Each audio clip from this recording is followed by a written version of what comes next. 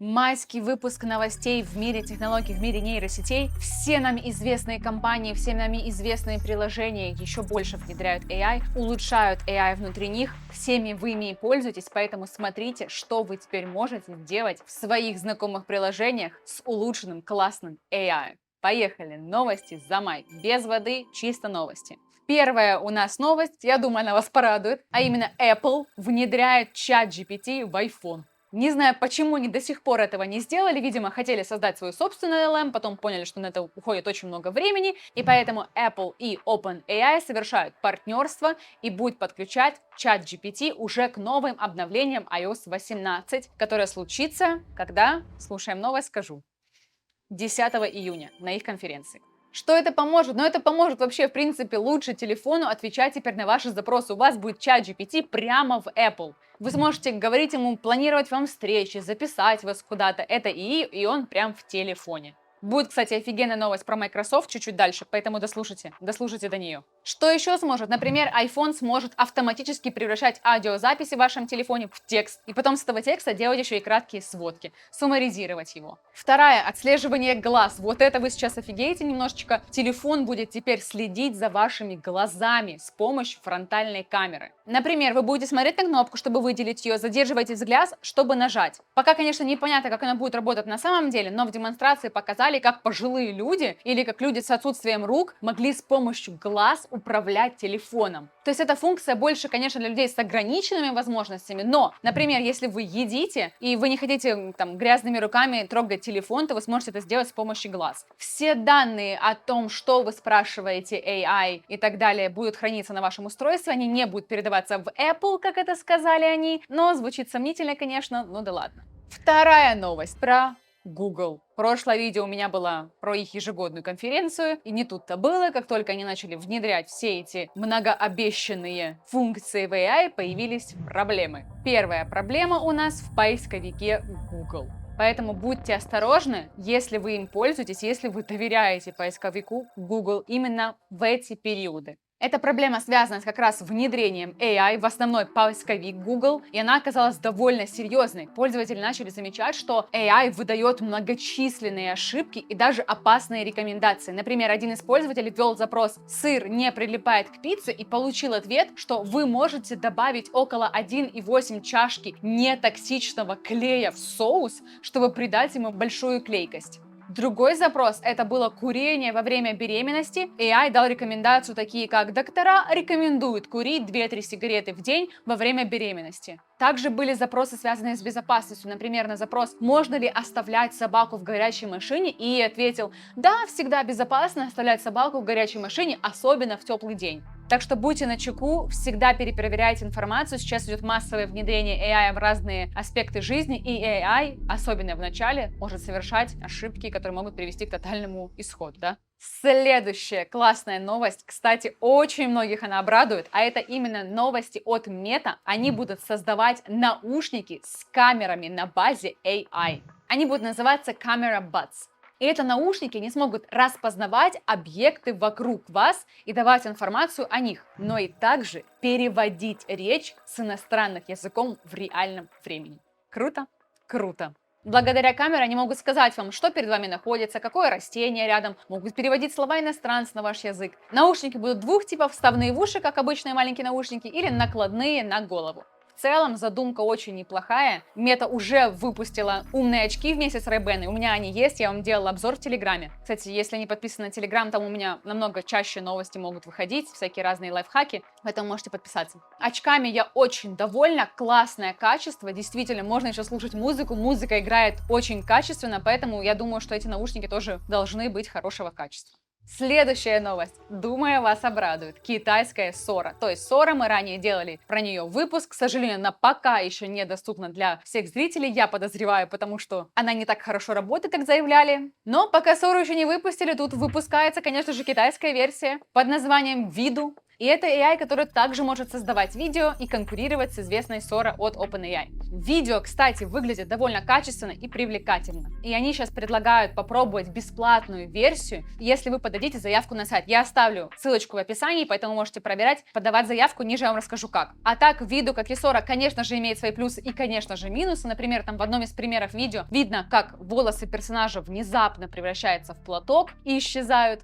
Но минусы есть пока у всех таких нейроночек. В видео можно будет создавать видео до 16 секунд в хорошем качестве 1080 пикселей. Кстати, чтобы проконкурировать с Sora, они взяли похожие промпты, чтобы показать, что нейронка также хорошо создает видео, как и Sora, но доступна уже сейчас. И вот тут как зарегистрироваться. Ссылочка будет в описании. Сайт на китайском языке. Но его можно перевести на русский. Сейчас в каждом почти браузере это есть. Кстати, будет классная новость про Microsoft. Там действительно очень много обновлений с AI. А так, в анкете заполните форму с именем, номер телефона, названием компании. И после этого с вами свяжется компания, чтобы рассказать больше, помочь вам начать работу.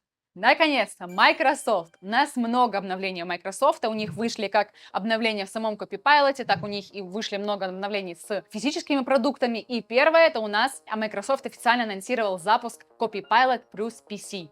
Они анонсировали новую линейку ноутбуков, в которой уже будет встроены мощнейшие чипы. То есть в этих ноутбуках уже будет встроен AI, и он будет помогать вам делать сложные задачи, такие как перевод в реальном времени или создание изображений. То есть вам не нужно будет заходить на сторонние сайты для этого, вы это можете делать у себя в компьютере. Какие есть ключевые функции новой системы? Первая, одна из главных ключевых функций является Recall. Благодаря нему можно легко находить все ранее, то, что вы использовали. Это может быть файлы, фотографии, веб-страницы. В самих ноутбуках будет последняя мощнейшая версия от OpenAI, которая, соответственно, будет обрабатывать и голос, и текст, и визуальные данные. То есть вы можете задавать абсолютно любые вопросы прямо в окне своего ноутбука и не заходить на сайты. Кстати, крутая фишка, это позволит ноутбукам давать советы и поддерживать пользователей в разных предложениях. Например, игры. Вы играете в какую-то игру, и AI, он так как у вас на компьютере, он анализирует саму ситуацию на экране и вам может предлагать какие-нибудь стратегические рекомендации в реальном времени, так как с ним можно еще и говорить. Они на презентации показали пример с популярной игры Minecraft, где ИИ прям показал игроку, как скрафтить ту или иную вещь.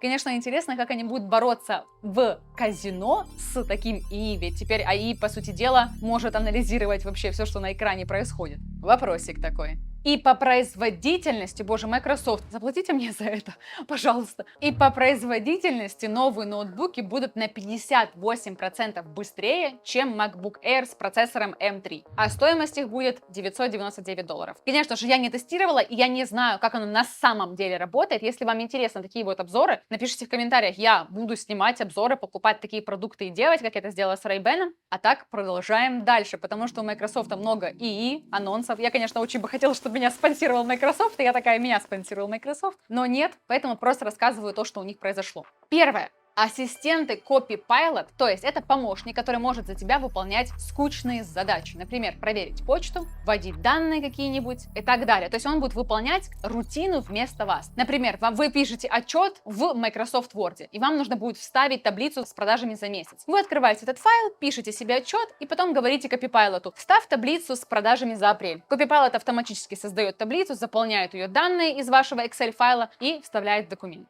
Второе – это мультимодальная модель Fit3 Vision, новая версия ИИ, которая теперь может анализировать картинки, отвечать на вопросы о них. Она работает на мобильных устройствах, и можно будет, например, попросить Fit3 Vision описать, кто на снимке, какие бренды, что это за вещь. Кстати, лайфхак, если вы не знаете, как описать ту или иной стиль, картиночки, не забывайте, вы можете спрашивать AI об этом. Вы можете загружать картинку, говорить, что это за стиль квартиры, что это за стиль одежды. Классная премия, я его использую. Также, кстати, он может анализировать диаграммы, извлекать какие-нибудь ключевые идеи, либо вам нужно будет ответить на ваши вопросы. Не забывайте, что вы можете также учиться. То есть вы можете предоставлять AI какую-нибудь вашу диаграмму. Это не только, кстати, в Vision, это также можно взять GPT. Вы просто даете какую-нибудь программку и говорите: обучи меня, расскажи мне, что это за тренд, если вы учитесь, например, трейдить, я не знаю, либо в биологии, либо в химии какие-нибудь формулы. В принципе, это все может делать и чат GPT, но вот у Fit3 Vision обновление, ну и нужно вам рассказать, если вы любитель Microsoft.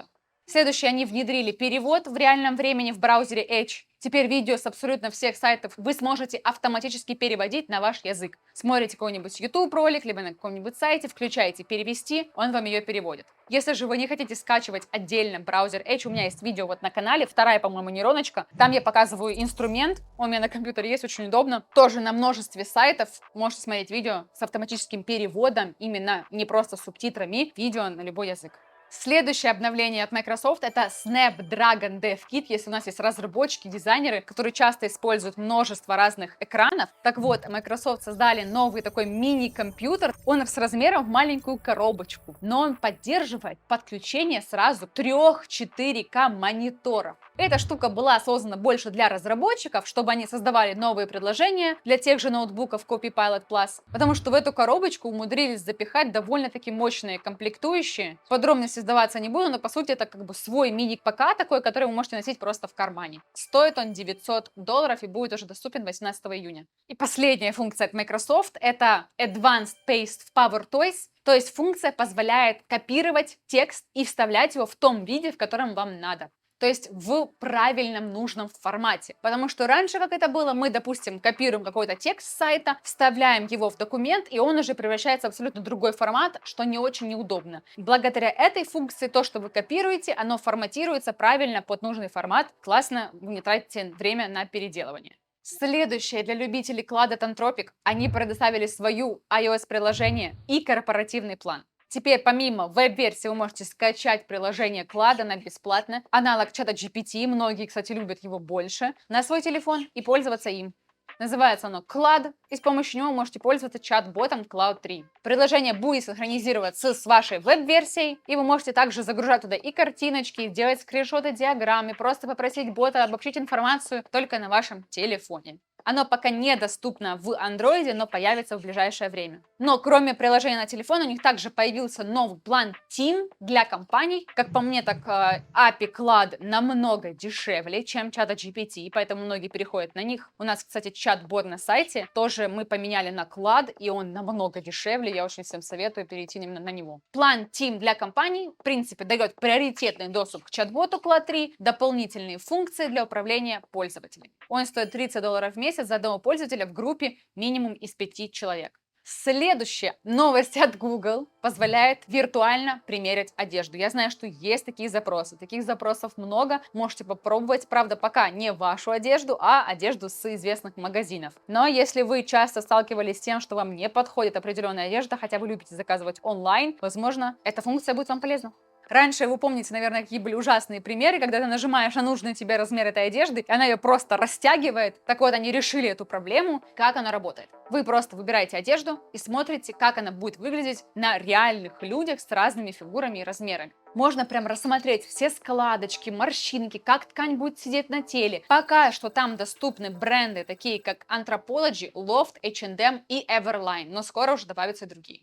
Следующие новости от Adobe. Давно не было обновлений у меня на канале, с прошлого года, наверное. Adobe тоже добавляет новые функции, делая AI лучше и больше. Они добавили новые функции в редактировании фото тех, кто пользуется приложением Lightroom. И также они интегрировали больше, чем фишечек, свой основной продукт — это Photoshop. Поэтому, если вы пользуетесь Photoshop, и будет все больше и больше. В Generative Remove, кстати, она сейчас в бета-версии, поэтому бесплатно, вы можете ее протестировать. Можно будет убрать какие-нибудь ненужные объекты с фотографий. То есть у вас есть какой-то мусор, случайно кто-то попал в кадр, и это сможет удалить. Причем он удаляет, не просто удаляет на какой-нибудь простой фотографии человека, а он именно может естественно и классно удалить объект со сложного фона. Например, это какая-то узорчатая рубашка, либо это какая-то складка на скатерти. И теперь с этим справиться, можете протестировать. Второй Lens Blur, эта функция делает фон фотографии размытым. Можно будет просто теперь нажать кнопочку, и фон будет становиться красивым и не мешать главному объекту. То есть это не просто делается автоматически, как в разных приложениях, а здесь ИИ оценивает ситуацию, и он специально размывает так, чтобы это выглядело естественно. Следующая новость про Boston Dynamics. Я понимаю, что появляется очень много роботов, но Boston Dynamics на данный момент сейчас самые продвинутые, самые крутые роботы, поэтому я вам обязательно покажу новое поколение роботов Atlas. Они разработаны, кстати, вместе с Hyundai. И они просто удивили вообще всех своим новым поворотом.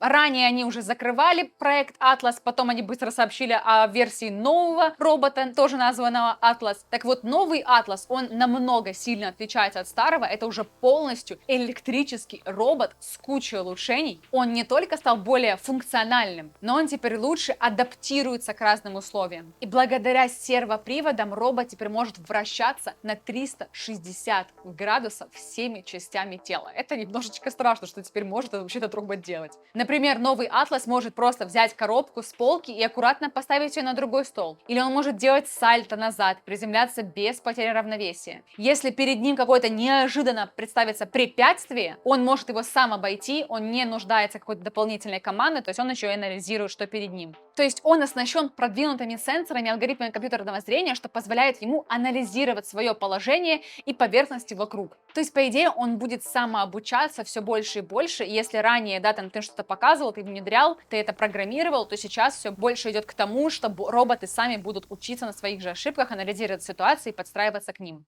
Немножечко страшно, да?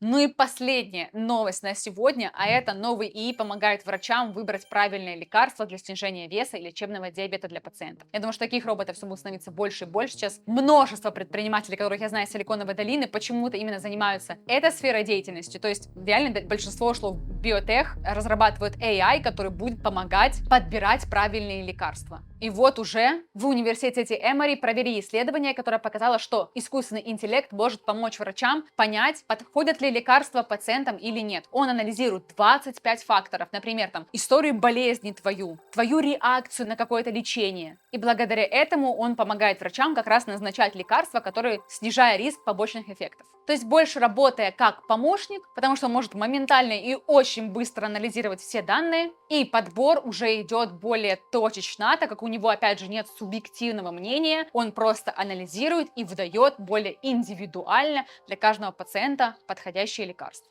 И вот уже в клинике Emory Healthcare используют эту технологию. Это было все на сегодня. Расскажите, какие вообще новости, в какой сфере деятельности вам интересны. Потому что таким образом, возможно, вам не нужно будет самому сидеть в телефоне. Я и так провожу этот ежемесячный выпуск, и вы будете слышать свои новости. Ну а с вас за поддержку, лайк, подписка. Это очень помогает моему каналу и вам оставаться в курсе всех событий, всех нейроночек, всех новостей. Все, пока.